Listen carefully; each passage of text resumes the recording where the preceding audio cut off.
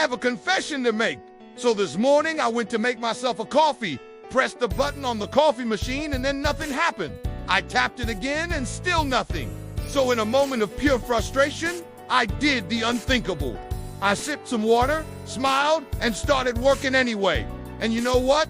I realized that the real morning fuel is not coffee, it's mindset. You see, when your mind is focused and you have a positive mindset, you can tackle anything. It doesn't matter if you have a triple espresso or not. So here's to all the coffee lovers out there. May your day be filled with good vibes and productivity. And remember, the power is from the inside out.